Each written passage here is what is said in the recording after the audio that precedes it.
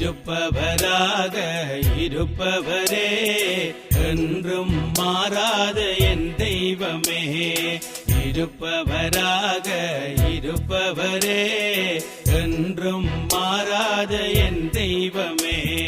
நன்றி ஐயா, உமக்கு நன்றி ஐயா, நாள்தோறும் நாள்தோறும் நன்றி ஐயா. பேரின்ப கடலிலே ஓய்வேந்தி மூழ்கான துதித்து மகிழன தூயோனாய் வாழன உம்மை துதித்து மகிழன நான் தூயோனாய் வாழன. இரவெல்லாம் பகலெல்லாம் இதயம் உமக்காக துதிக்குதையா. நினைவெல்லாம் பேச்செல்லாம் நேசரே உம்மை பற்றி தானே ஐயா. கும்பிடுகிறேன் நான் கும்பிடுகிறேன் இறைவா இயேசு உம்மை கும்பிடுகிறேன். மகிமையின் மன்னவனே மகத்வராஜனே, மகிமையின் மன்னவனே மகத்வராஜனே. மாறாத தேவர் மறித்து உயிர்த்தேரும் நான் கும்பிடுகிறேன். அல்லேலூயா. மாறாத தேவர் மறித்து உயிர்த்தேரும் நான் கும்பிடுகிறேன். கும்பிடுகிறேன் நான் கும்பிடுகிறேன் இறைவா இயேசு உம்மை கும்பிடுகிறேன். வல்லமையின் தெய்வமே, வாழ வைக்கும் வல்லனே, வல்லமையின் தெய்வமே, உம்மை வாழ வைக்கும் வல்லனே. பணத்து மன்னா வாழ்வின் ஜோதி உம்மை நான் கும்பிடுகிறேன். அல்லேலூயா. மனத்து மன்னா வாழ்வின் ஜோதி உம்மை நான் கும்பிடுகிறேன். கும்பிடுகிறேன் நான் கும்பிடுகிறேன் இறைவா இயேசு உம்மை கும்பிடுகிறேன். ஏர்மோன் சீயோன் மலை மேல் இறங்கும் பலிகள் போல், அதுபோல் கர்த்தர் நம்மை என்றும் ஆசீர்வதிப்பாரே. அது எத்தனை இன்பமானது, அது எத்தனை சந்தோஷம், அது எத்தனை மகிழ்ச்சியானதே.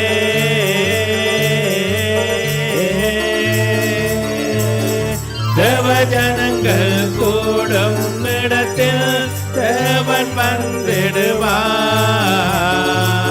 அங்கே என்றும் கிருபை ஜீவன் தாங்கி நடத்திடுமே.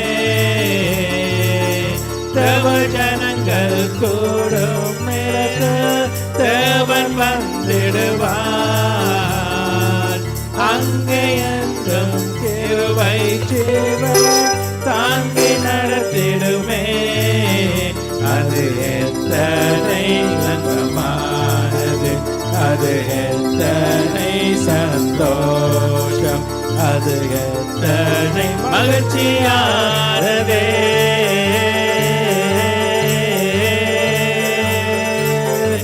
ஏதோ சகோதரர்கள் ஒருமித்து வாசம் பண்ணுவது எத்தனை நன்மை, எத்தனை இன்பமானது, அது எத்தனை இன்பமானது, அது எத்தனை சந்தோஷம், அது எத்தனை மகிழ்ச்சியானதே.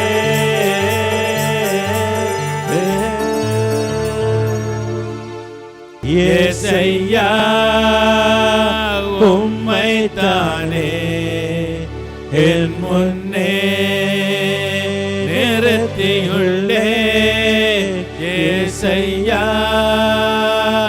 உம்மைத்தானே என் முன்னே நிறுத்தியுள்ளே. உம்மோடு இருப்பதுதான் என் உள்ளத்தின் வாஞ்சையா.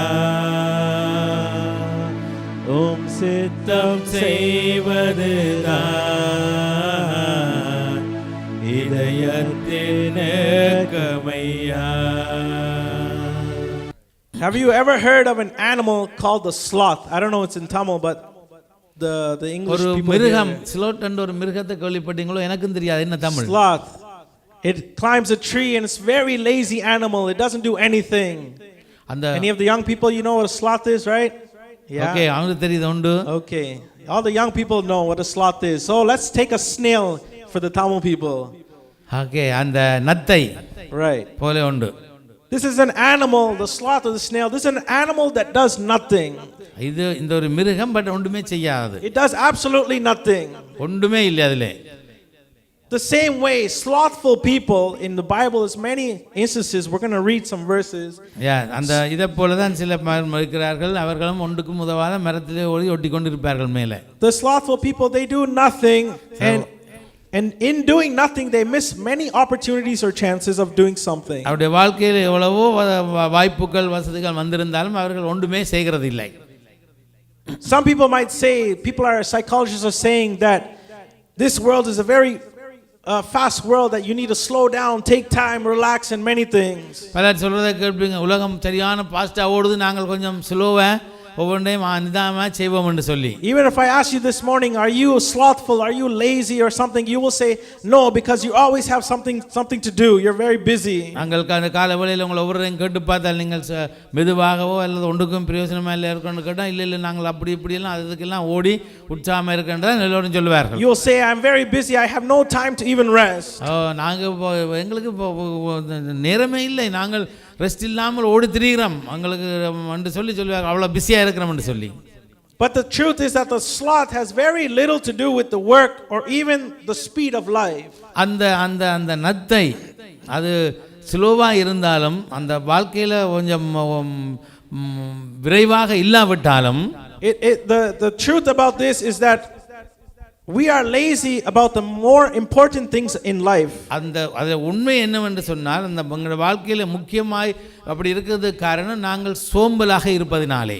Instead of taking on a challenge, we are just hanging around doing nothing.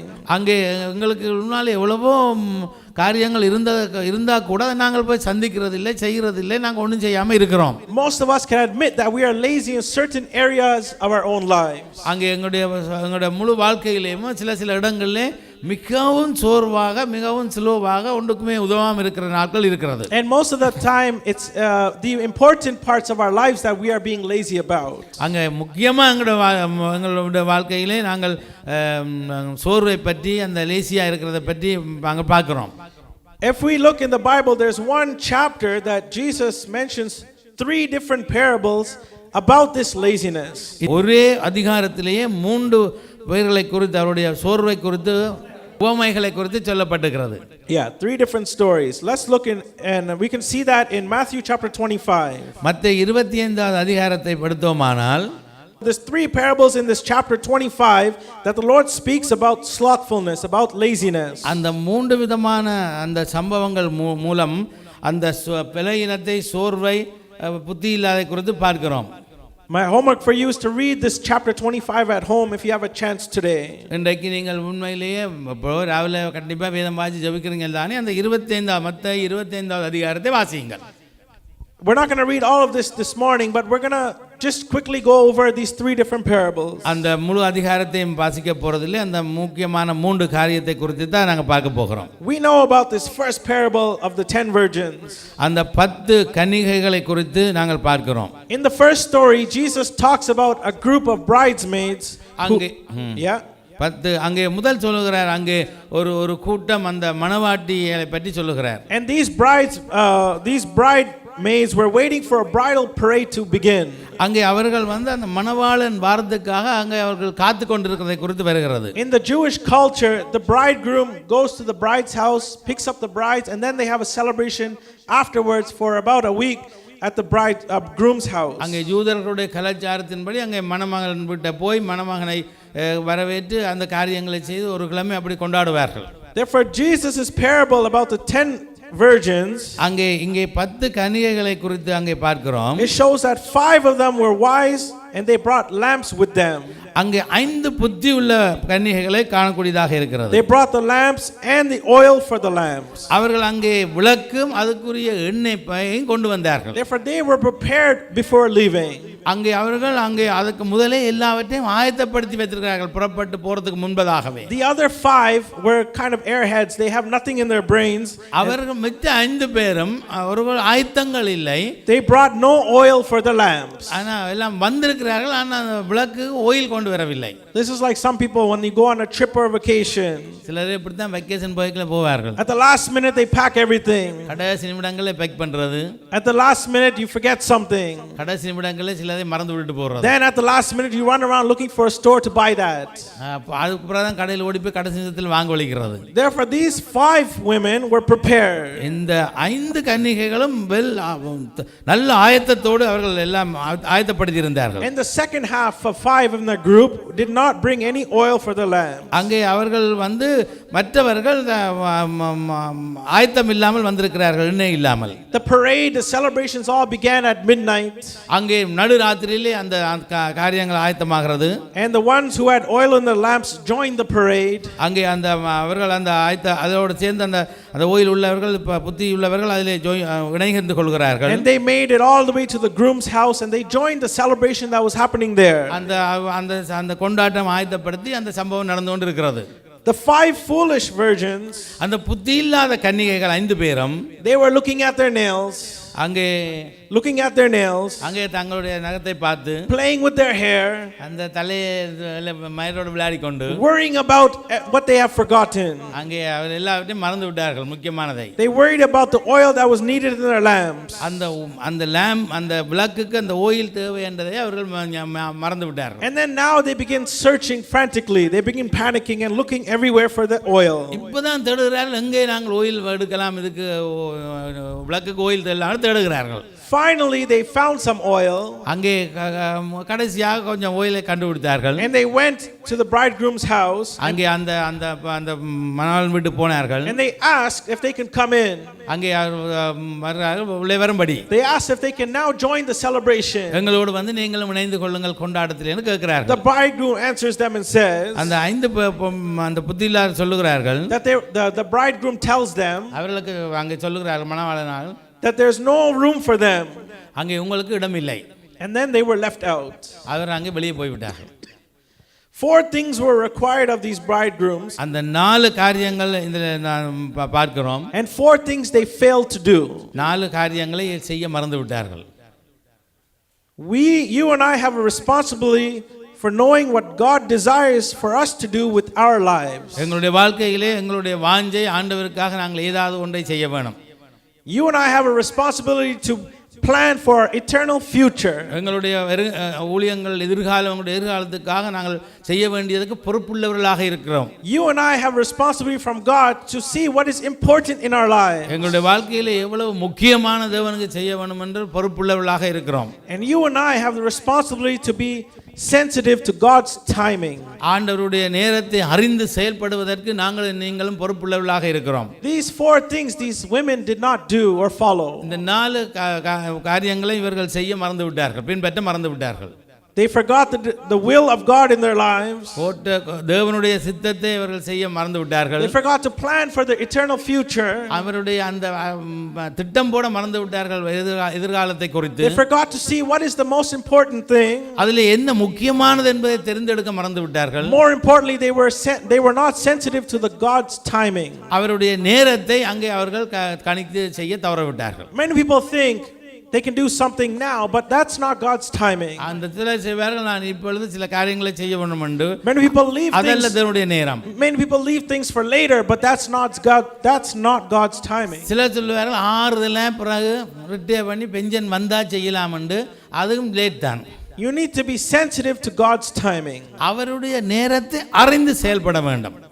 There is no excuse for being left out like these 5 virgins were. அங்கே இவர்களுக்கு அந்த அந்த அந்த அந்தி கன்னிகள் இல்லா போனவர்களுக்கு ஒரு மன்னிப்பும் இல்லை. ஏனென்று சொன்னால் அவர்கள் அதை தவற விட்டு விட்டார்கள். There was no excuse for them. It was their fault. அவர்களுடைய கவலையினாலே நடந்தது. அவர்களுக்கு அங்கே எக்ஸ்கியூஸ் கிடையாது, மன்னிப்பு இல்லை. Because of their foolishness, because of their slothfulness, because of their laziness, they were left out. அவர்களுடைய புத்தி இல்லாத தன்மையும் சோம்பேறி தன்மையும் திட்டமிட முடியாத இந்த செயலும் தான் இந்த நிலைமைக்கு வந்ததுக்கு அவர்கள் தான் காரணம். In the second parable we see the parable of the talents. அந்த தாலந்துகளை குறித்த அந்த உவமையை பார்த்தோமானால் Jesus describes a wealthy entrepreneur. He's a wealthy businessman. அவர் ஆண்டவர் ஒரு பெரிய பணக்கார ஒரு எஜமானை குறித்து சொல்லுகிறார். And he had given 3 of his servants 3 different levels of money. அங்கே 3 விதமான விதங்களிலே அந்த தாலந்துகளை கொடுக்கிறதை பார்க்கலாம். 3 different levels of money he gives to his servants. அங்கே அவருடைய அந்த வேலைக்காரருக்கு 3 விதமான காரியங்களை கொடுக்கிறார். The first one he gives $5,000. அங்கே முதலாவது ஆளுக்கு $5,000 கொடுக்கிறார். The second one he gives $2,000. இரண்டாவது ஆளுக்கு $2,000 கொடுக்கிறார். And the third one he gives $1,000. மூன்றாவது ஆளுக்கு $1,000 கொடுக்கிறார். Then he goes away, does his business work and so on. அவர் அங்கே அந்த எஜமான் வெளி தேசத்துக்கு புறப்பட்டு போய்விட்டார். And he was gone for a long time, but one day he comes and returns back. வெகு காலத்துக்கு பிறகு அவர் திரும்பி வரார். And basically he comes to the servant and says, "Show me the money." அவர் டக்கண்டு பிறகு நான் தந்த அந்த தாளந்தலை காட்டுங்கள். Show me that money. அந்த மணியை அந்த பணத்தை காட்டுங்கள். Now the first 2 servants who had 5,000 and 2,000, they did what the master told them to do.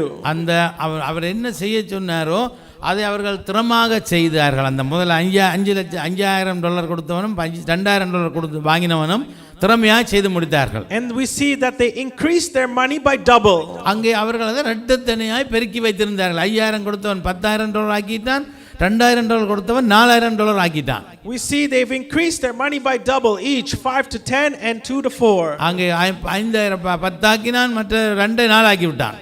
But the one who had $1,000, அந்த $1,000 வச்சிருந்தவர், what did he do with that money? அவர் அதை என்ன செய்தார்? He buried it. அது அங்கே புதைத்து வைத்துட்டார். Does that seem something wrong? இதிலே ஒரு பிழைமே தெரியல. Does it seem something wrong? He buried it to keep it safe. அத பத்திரமா அவர் புதைத்து வைத்தார். அதில் ஒரு பிழையா தெரியல. That when he comes and asks me again, I'll give that $1,000 back to the master. இந்தால் வந்து கேக்க இந்தாங்க ஐயா தந்த 1000 வந்து கொடுத்துடலாம்னு அந்த வச்சிருந்தார். Maybe he's an irresponsible person. If he had $1,000 in his pocket, when he goes walking, oh, he sees McDonald's, spends $5 McDonald's. Keeps walking, sees Starbucks, oh, I'll spend $10 at Starbucks. Keeps walking, oh, I like these shoes, I'll buy these $100 shoes. Maybe he's irresponsible, so he thought, let me bury this money so I don't lose it at least.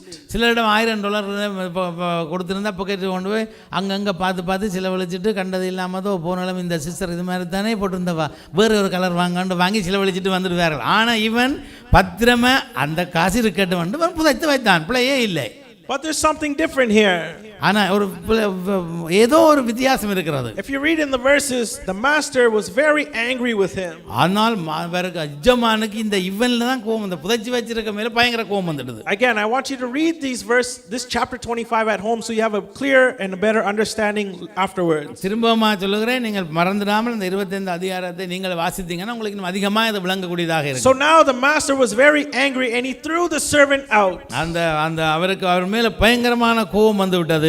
And he threw the servant out. அவர் வேலைக்காரன் வெளியே அனுப்பி விட்டார். No $1,000. No $1,000 இல்லை. No job. வேலையும் இல்லை, போகலாம். Too many of us are like the same as this last servant. பலர் எங்களுடைய வாழ்க்கையிலே இந்த கடைசி காரன் செய்தது போல தான் நாங்கள் செய்கிறோம். Too many of us give up and quit very easily.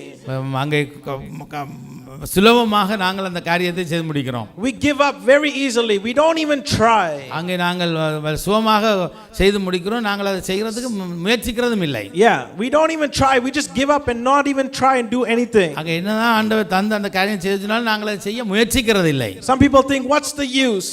அது என்னத்துக்கு பிரயோஜனப்படும்? We don't even try, so we don't know the outcome. நாங்கள் அங்கே முயற்சி செய்கிறதும் இல்லை, நாங்கள் அங்கே அதை பெற்றுக்கொள்கிறதும் இல்லை. The first two servants, they did what the master told them. They tried and they did, and they received double that blessing. அந்த முதல் ரெண்டு போதியும் அந்த எஜமான் என்ன சொன்னாரோ அதை எல்லாம் அந்த கொடுத்தாரோ அதை வைத்து அவர்கள் முயற்சி செய்து அதை இரட்டத்தனி ஆக்கி விட்டார்கள். The last servant kept what was given to him and just kept it. He didn't do anything. அவர் கடைசி ஆளும் வாங்கினார், ஆனா ஒண்ணுமே செய்யாமல் அப்படியே வைத்திருந்தார். And the master was still angry at that. Even he did not do anything but kept that same amount. அந்த அவர் ஒன்றும் செய்யாம வைத்திருந்தவர் மேல தான் எஜமான் கோவப்பட்டு அந்த அந்த அந்த அந்த அந்த அவரை அங்கே புறக்கணித்தார். Remember, God did not call you and I just to stay on the sidelines. ஆண்டவர் என்னையும் உங்களையும் அப்படி ஒரு கரையில் இருப்பதற்காக அழைக்கவில்லை. Amen. Amen. He expects each person to be active with the gifts and talents that were given to them. ஒவ்வொருவரும் தங்களுடைய திறமைகள், தங்களுடைய தாளந்துகள் இவைகளை எல்லாத்தையும் நாங்கள் செயல்படுத்த வேண்டும் என்று தான் அவர் விரும்புகிறார். He wants us to be active in our showing of our faith, our energies and abilities that God has given to each and every one of us. எங்களுடைய விசுவாசத்தை, எங்களுடைய தைரியத்தை, எங்களுடைய பலத்தை, எங்களுடைய தாளந்துகளை அங்கே காட்ட வேணும், வெளியில கொண்டு வர வேண்டும் என்று அவர் விரும்புகிறார். Amen. Amen. Whatever talents you have, practice with those talents. ஏதாவது ஒரு டாலன்ட் உங்களுக்கு ஒரு தாளந்து இருந்தால் அதை நாங்கள் பயிற்சி செய்து அதை பெருக்க வேண்டும். அந்த தாளந்தை whatever you know what to do, keep doing it so you can learn even more. ஏதாவது ஒன்று செய்யணும், அதை குறித்து நாங்கள் கற்றுக்கொண்டு இன்னும் மேலதிகமாக செய்ய பயிற்சி செய்ய வேண்டும். Think of this. இதை பற்றி யோசிப்போம். You can't succeed in an interview if you don't go for that job interview.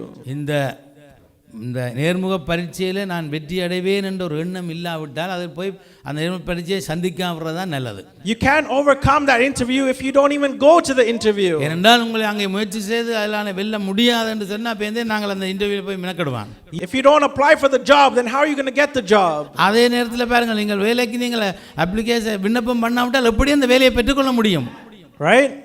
So you need to do a step to get that later blessing. நாங்கள் அங்கே முயற்சி செய்து முன்னுக்கு வர வேண்டும், அப்போதான் அந்த ஆசீர்வாதம் பின்னாலே பெற்றுக்கொள்ளலாம். This is especially for the young people. The older people don't apply for any more job. Just keep working and that's enough.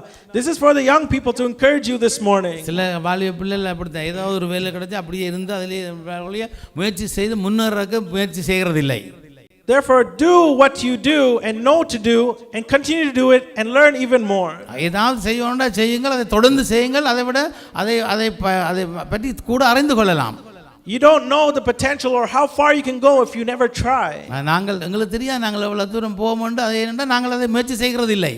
We need to take first step in any given direction. நாங்கள் முதல் அடி எடுத்து வைக்கும் பொழுது அங்கே பாதைகள் திறக்கப்படும். You see here, it was a risk for the servants to make money. அங்கே பாருங்கள், இந்த வேலைக்காரர் எவ்வளவு பணத்தை சேர்த்தார்கள் என்று சொல்லி. We see it was a risk for these servants. எவ்வளவு ரிஸ்க் எடுத்து எவ்வளவு கஷ்டப்பட்டு அதை செய்திருப்பார்கள்.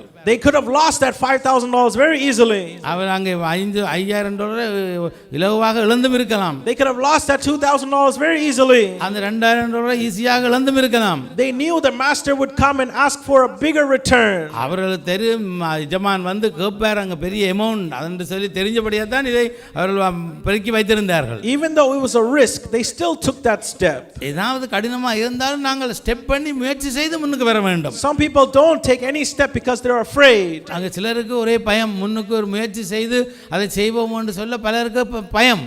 They always think about the drawbacks. அங்கே the பின்விளைவு.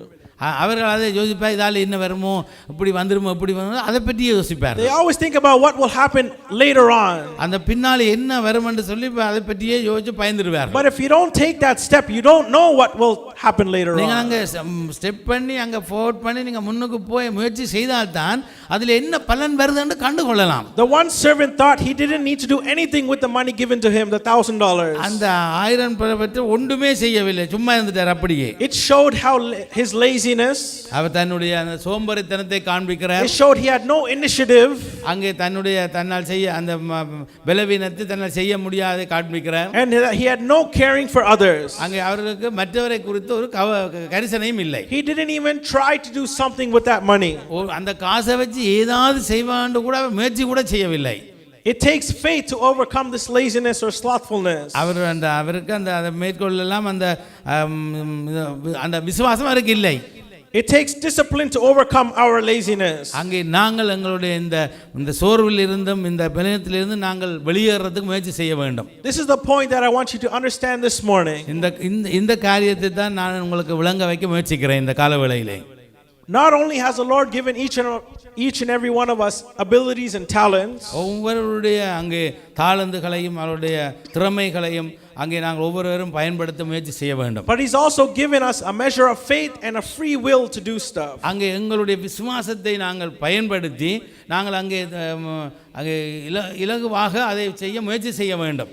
God has given us the power to make choices and have discipline in our lives. அங்கே ஆண்டவர் தன்னுடைய வல்லமையும் அதிகாரத்தையும் தந்திருக்கிற எங்களுடைய வாழ்க்கையிலே நாங்கள் ஒழுக்கமாக காரியங்களை செய்வதற்கு. And God expects us to use what was given to us. அங்கே எங்களை தன்னுடைய காரியங்கள் நிமித்தம் பாவிப்பதற்கு கூட எங்களை அவர் ஆயத்தமாக எங்களை பாவிக்கிறதுக்கு இருக்கிறார். There is no excuse for laziness. அங்கே சோர்வுக்கு எந்த ஒரு விதமான நீங்கள் அந்த எக்ஸ்கியூஸ் சொல்ல முடியாது. That's what we see in these three parables. அங்கே இந்த மூன்று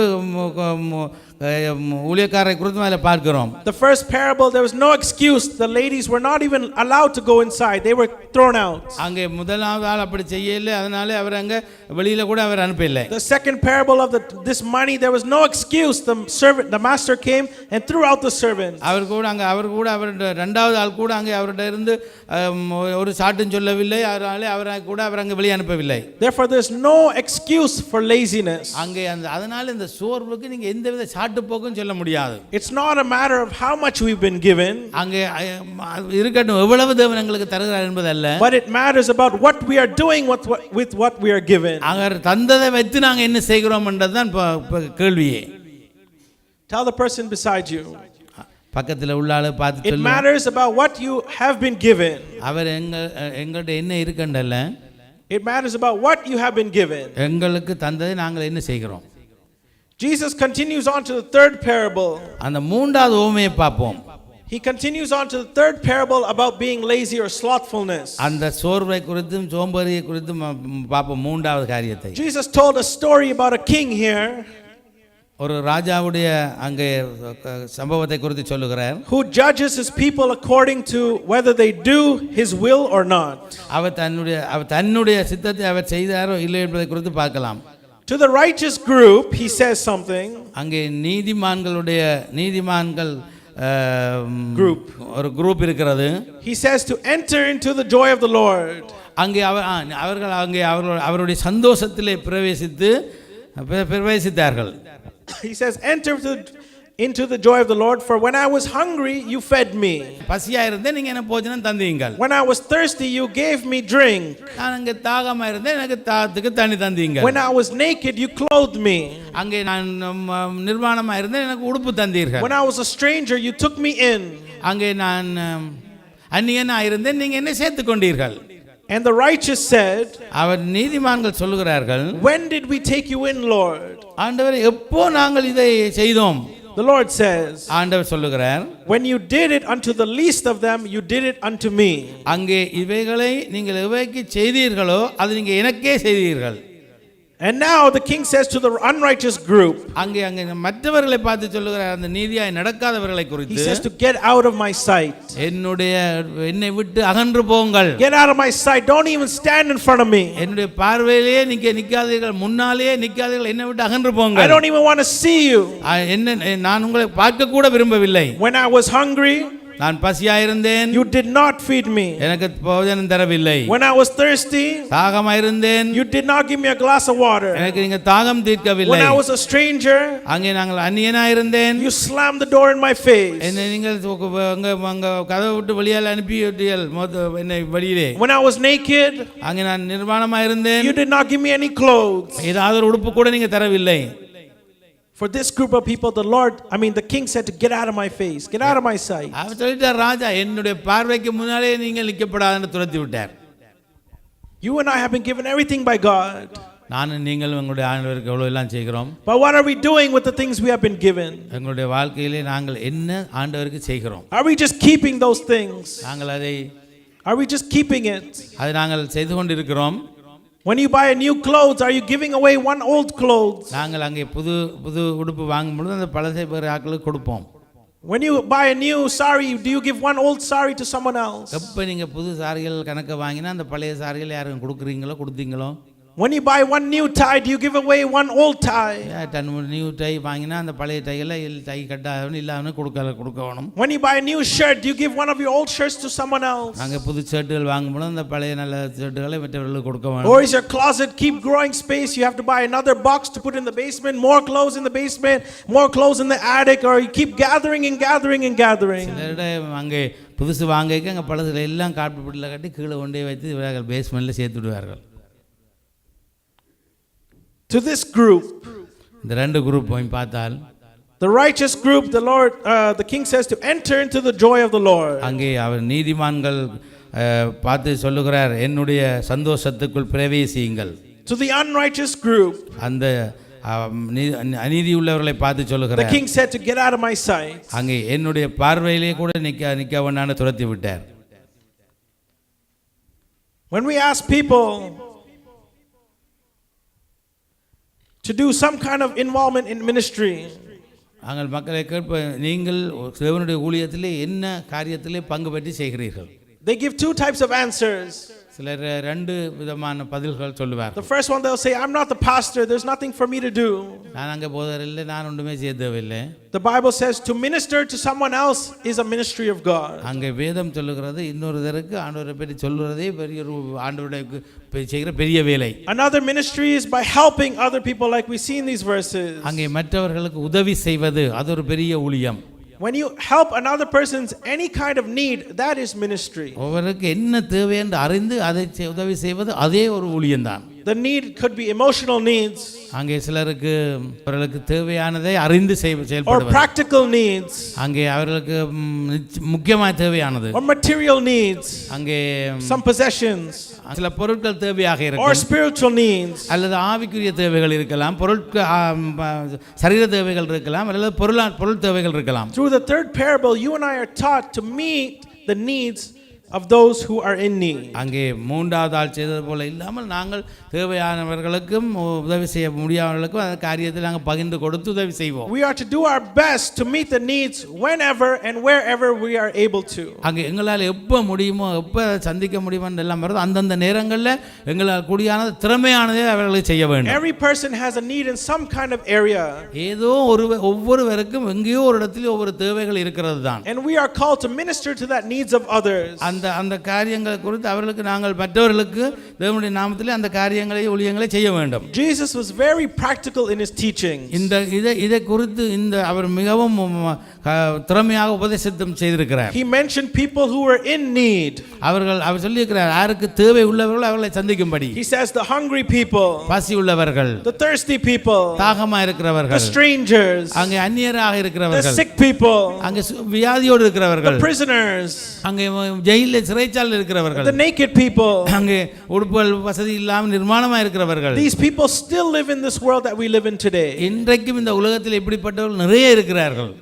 But the problem is not that we are unaware of all these needs. ஆனால் இந்த பிரச்சனை என்னன்னு சொன்னால் இவர்கள் எல்லாவற்றையும் சந்திக்க எங்களால் முடியாவிட்டாலும், the problem is that we don't want to do anything about to help these needs. ஆனால் பிரச்சனை என்னென்றால் எங்களுக்கு இதை குறித்து செய்வதற்கு நாங்கள் முயற்சியே செய்கிறது இல்லை. your response to all this might be, இந்த எங்களுடைய பொறுப்பு இதை செய்ய வேண்டும் என்று you might think there's so much to do. How can me helping this little thing do something big? ஏதோ எல்லாம் பெருசெல்லாம் செய்கிறது நாங்கள் யோசிக்கிறோம் தான், ஆனால் சின்ன சின்ன காரியங்களை சொல்லி செய்வோம். The Lord doesn't want you to personally take on all the problems of the whole world. அந்த உன்னை அதாவது ஒவ்வொரு ஆளு இந்த உலகத்துக்கு எல்லா பிரச்சனையும் செய்ய சொல்லல அவர். He didn't say take on all the problems, give this for that and that and this and this and that. He didn't ask for that. அந்த ஆண்டவர் அப்படி சொல்லல. உலகத்துக்கு எல்லாத்தையும் நீ செய் என்று அவர் சொல்லவில்லை. Jesus never said to adopt this man, feed him 3 times a day, give him a bed at your home. He didn't say any of that. ஒரு ஆளு போய் நாங்கள் ஹெல்ப் பண்ணி 3 நேரம் சாப்பாடு கொடுத்து வீட்டில் கொண்டு வச்சிருந்தேன் அவன் சொல்லவில்லை. All that Jesus says, ஆண்டவர் தெளிவாக சொல்லுகிறார், step out of your laziness, உங்களுடைய சோர்வில் இருந்து வெளியே வந்து, step out of your slothfulness, அந்த அந்த அந்த அந்த சோர்வும் அந்த ஒன்றும் செய்ய முடியாமல் இருக்கிற அந்த காரியத்திலிருந்து வெளியே வந்து, and just meet the need. அந்த தேவைகளை சந்திக்க பழகுங்கள். I remember when we went to Singapore in 2003, I think. நான் 2-3 முறை அங்கே போகும்போது 2003 or 5 we went to Singapore as a family. நாங்கள் குடும்பமாக அங்கே போயிருந்தோம். And in Singapore there's shops and everything's open all the time. அங்கே 24 மணி நேரம் கடைகள் திறந்திருக்கு. And there's some people that are begging on the sides of the roads for money. அங்கே சில இடத்துல அங்கே பணத்துக்கு கொஞ்சம் இரவில் பிச்சைக்காரர் இருப்பார்கள். I was 14 or 15 years old. There was one man who came up to my dad and mom and I was asking for money and asking for money. அப்போ எனக்கு 15-16 வயது இருக்கு நம்புறேன். அப்போ அங்கே எங்களோட வந்து ஒரு காசு கேட்டார். And he I think didn't have one leg and one eye was gone or something like that. அவர் கொஞ்சம் கண்ணு தெரியாத ஒரு காலும் நொண்டியான ஒரு ஆள். And we generally, my dad and myself, we don't like to just give money. நாங்க பொதுவாக நானும் அப்பா உடனே காசு கொடுக்கறது இல்லை. My dad asked him, what do you need the money for? காசு இப்போ என்னத்துக்கு வேணும்? And he said he's hungry. அவர் சொன்னா பசி உண்டு. So we took him to the restaurant that was right there. அவ பக்கத்துல ரெஸ்டாரண்ட் கூட்டிட்டு போனோம். And we asked him, what food do you want? It was an all you can eat or something, I think. என்ன சாப்பாடு வேணும் வாங்கி சாப்பிடுன்னு சொன்னோம். And then we paid the cashier the money for his food. அந்த அவரோட சாப்பாடு முடிஞ்சா அந்த காசு கொடுத்தோம். We gave the money and said, this man is hungry, let him eat whatever he needs to eat. This is the money for his food. அவர் சொன்னா இவருக்கு பசியில வந்துக்கிறேன், இவருக்கு என்ன சாப்பாடு கொடுங்க நான் காசு தரேன். So this is just one example I want to share, that when you see a need, don't just walk by it. ஏதாவது ஒரு தேவையோடு உள்ளவனை கண்டுட்டு நாங்கள் காணாதவர்கள் போல போகக்கூடாது. The Lord, in this parable, the 3rd verse, when you don't do that, the Lord says, get out of my sight, don't stand in front of me. அந்த மூன்றாவது ஆளை பார்த்து ஆண்டவர் சொன்னாரே, ஒன்றுமே செய்யாதவனை பார்த்து என்னுடைய பார்வையிலே நில்லான்னு துரத்தி விட்டார் வெளியாலே. Like the people we heard today, suddenly they died, we don't know why. நாங்கள் திடீரென்று இறந்துட்டா இறப்போம் எங்களுக்கு தெரியாது, பிறப்போம் உண்டு, ஏன் இறந்தவனும் தெரியாது. People die suddenly. சிலர் திடீரென்று இறந்து விடுவார்கள். And when you go stand in front of God, இப்படி இறந்தாலும் அங்கே ஆண்டவரிடம் முன்னுக்கு போட்டோம், சமூகத்தில் போயிட்டோம். do you want God to say, come in my faithful servant? அப்படியே ஆண்டவர் பார்த்துக்கு உண்மையுள்ள உத்தமமான ஊழியக்காரனே வா. You had many talents, many abilities, many gifts, and you shared it with everybody. போய் கூப்பிடக்கூடியதாக உன்னுடைய இருக்கிற தாளந்துகள், திறமைகள் இவங்களை எல்லாம் பலருக்கு ஊழியங்களுக்கு கர்த்தருக்கு பிரயோஜனமாக செலவிடு. Or do you want to say, get out of my face, I don't want to see you, you did not do anything to help others? அப்படி இல்லாவிட்டு ஆண்டவர் பார்த்து துரத்தி வரவே வராத இஞ்சோடு அங்கே இன்னொரு இடம் இருக்கு கீழே, அங்கே போனீண்டா நல்லதுன்னு சொல்லி. You just kept your money for yourself. அங்கே நீ உன்னுடைய பணத்தை நீ உன் சொந்தமாக தான் செய்த. You just built your own house. நீ உனக்கு கண்டு ஒரு சொந்த வீடு கட்டி அதைத்தானே செலவு செய்த. You just bought another new car. இன்னொரு புது கார் நோக்கண்டு தானே வாங்கி செலவு செய்தாய். It's good you can do all those things. அப்படிப்பட்ட உலகப்பிரகார காரியங்களை தானே கூட செய்தாய். It's good you can do that. இதை செய்ய வேண்டும் நான் செய்யல என்று சொல்லவில்லை. But at the same time, அதே நேரம் you need to have a heart. அவனுடைய You need to have a heart அங்கே எங்களுக்கு இருக்கிற இதயத்தை to give to others. இதயத்திலிருந்து கொடுக்கக்கூடியவை உதவி செய்ய வேண்டியவை மற்றவர்களுக்கு செய்ய வேண்டும். We need to give from our heart and help and meet the needs of others. நாங்கள் அங்கே இதயத்திலிருந்து உண்மையிலேயே மற்றவர்களை கொடுத்து பார்த்தோமானால் எங்களுடைய தேவைகளை ஆச்சரியமாய் தேவன் சந்திப்பார். It doesn't matter, you can be a Christian for 30, 40, even 50, 100 years, I don't care. அந்த கிறிஸ்தவர்களாக 20, 30, 50 வருஷமாக கூட இருக்கலாம், பரவாயில்லை. But if you don't meet the needs of others, ஆனால் நீங்கள் மற்றவர்களுடைய தேவைகளை சந்திக்கிறவர்களாக இருக்க வேண்டும். if you do not, இல்லாவிட்டால் don't even imagine entering the kingdom of God. நச்சுக்கொள்ளுங்கள், அங்கே நித்திய ராஜ்யத்துக்குள்ளே பிரவேசிக்கவே முடியாது என்று. I want some of the youths to read a couple of verses very quickly. நான் சில வாலிபர்களை சில வசனங்களை வாசிக்க கோருகிறேன் விரைவாக. I'm going to say these chapters. Please open your Bibles and read these verses out loud. வாலிப பிள்ளைகள் உடனே பாதம் கேட்ட உடனே அந்த சாப்டர் ஓபன் பண்ணி வாசியுங்கள். Proverbs chapter 13 verse 4. நீதிமொழிகள் 13:4 வாசியுங்கள். Next person 2 Thessalonians 3:10. இரண்டாவது ஆக்கள் 2 தெசலோனிக்கேயர் 3வது அதிகாரம் 10. 10வது வசனம். The next person Proverbs 12:24. அதால் எடுத்து வைத்துக் கொள்ளுங்கள். நீதிமொழிகள் 12:24. 12:24. Next is Colossians 3:23. அடுத்தால் கொலோசியர் 3:23 எடுத்து வைத்துக் கொள்ளுங்கள். Next is Proverbs 15:19. அடுத்தால் நீதிமொழிகள் 15:19 எடுத்து வைத்துக் கொள்ளுங்கள். Proverbs 21. நீதிமொழிகள் 21 verses 25 and 26. 25 26. Proverbs 10 verses 4 and 5. நீதிமொழிகள் 10:4-5. Proverbs 12:27. நீதிமொழிகள் 12:27. All right, so Amen. There's many more verses we can see in Proverbs and so on about talking about a lazy person and someone who is very diligent. பல வசனங்கள் சொல்லுகிறது நீதிமொழிகள் இன்னும் பல அதிகாரங்களிலே சோம்பேறிக்கு என்ன செய்வான், புத்தி உள்ளவன் என்ன செய்வான், உற்சாகமுள்ளவன் என்ன செய்வான், சோம்பேறிக்கு என்ன கிடைக்கும், இதெல்லாம் தெளிவாக சொல்லப்பட்டிருக்கிறது.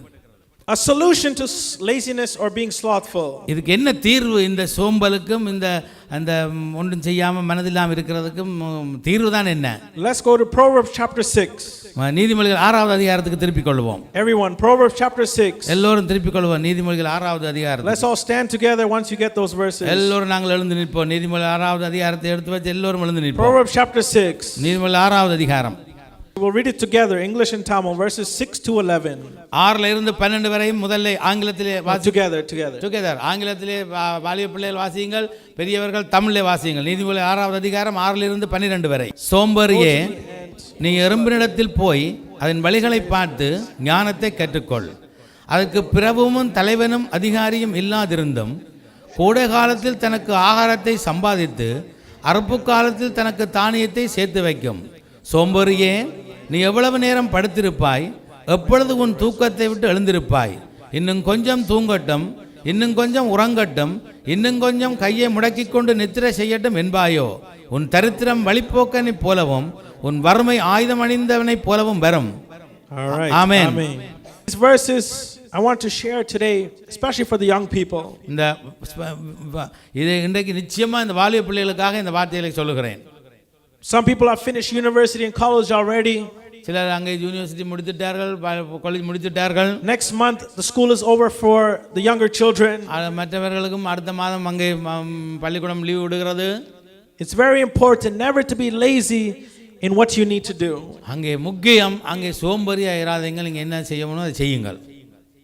The work of your hands is the blessings that you get. அங்கே வேலை செய்கிற உங்களுடைய கரத்தினாலே உங்களுக்கு ஆசீர்வாதங்கள் வரும். Amen. Amen. Not the work of your mom and dad's hands. அங்கே அம்மா அப்பா வேலை செய்யறதுல வாழப்படாதீர்கள். The work of your own hands is what makes you a blessing.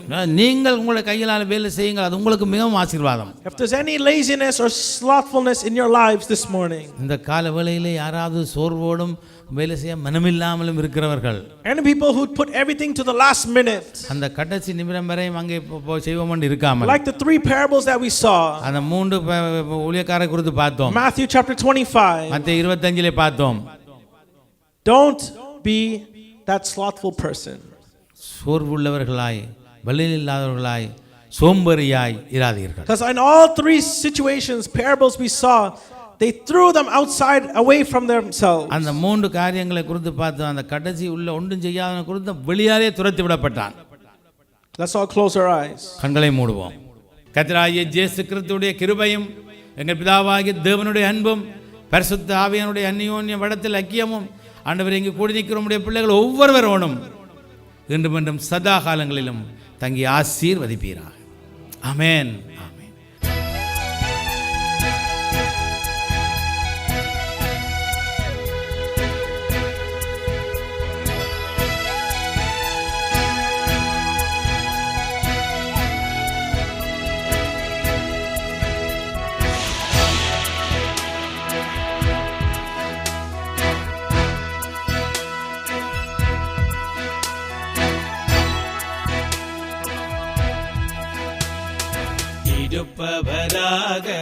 இருப்பவரே என்றும் மாறாத என் தெய்வமே